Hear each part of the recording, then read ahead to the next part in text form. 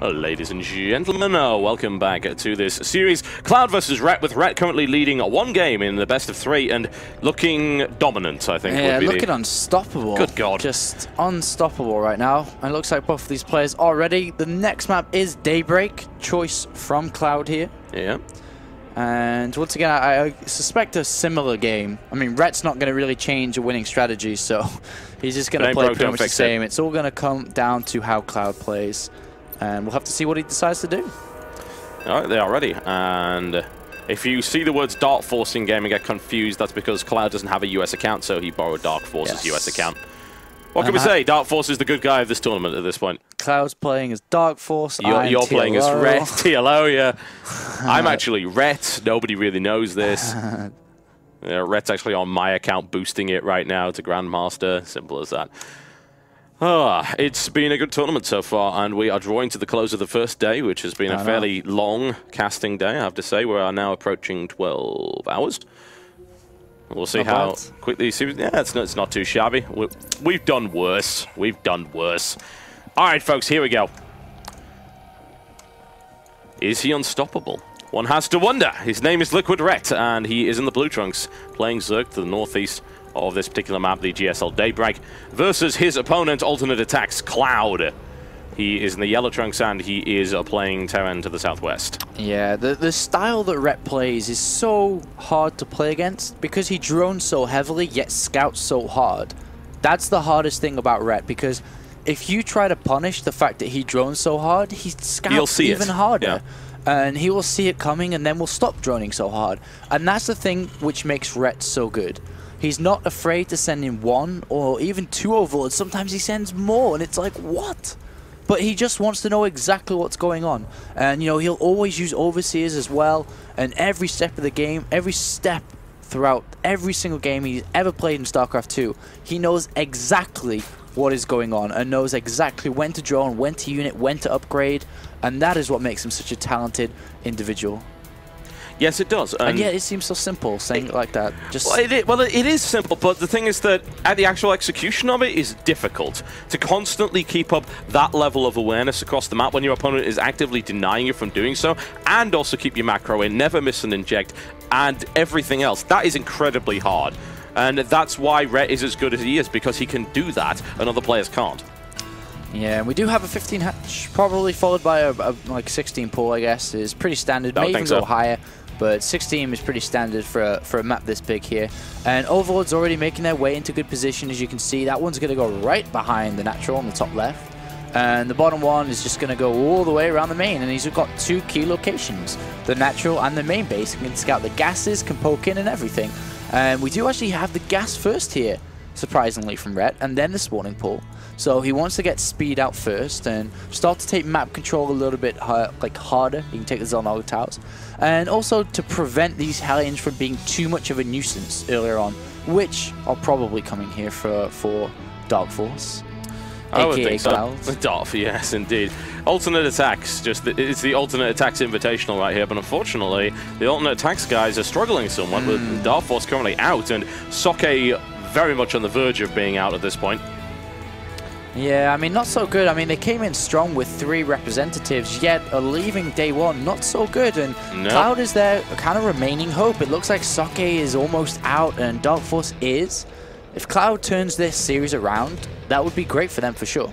Yeah, and he has to, honestly, because otherwise Rhett is just going to go steamrolling forward, and Cloud doesn't have much of a shot staying in the tournament either at that point. But again, if it comes down to Rhett winning all 3 of his series, then it's going to be very interesting to see who ends up being the victor and going in through second place, because it's going to be down to the wire in terms of the games, because everything's been so close this entire tournament.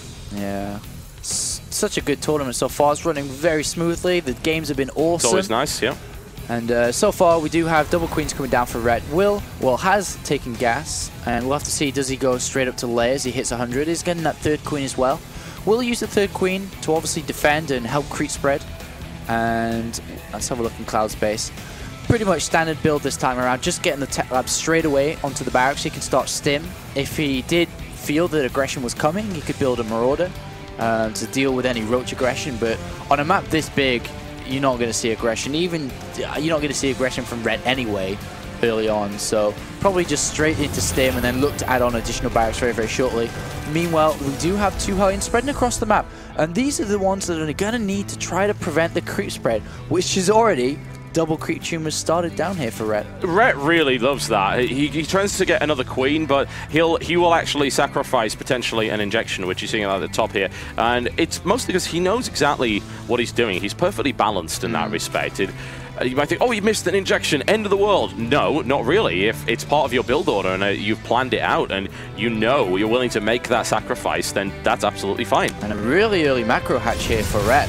Very early on. That makes up most likely for the injections that he missed. Exactly, and he's using queens to rather creep spread than actually inject, so he really wants to get that creep spread out, knowing that that's what Hellions are here to prevent. Yep. And very smartly using additional queens to do so.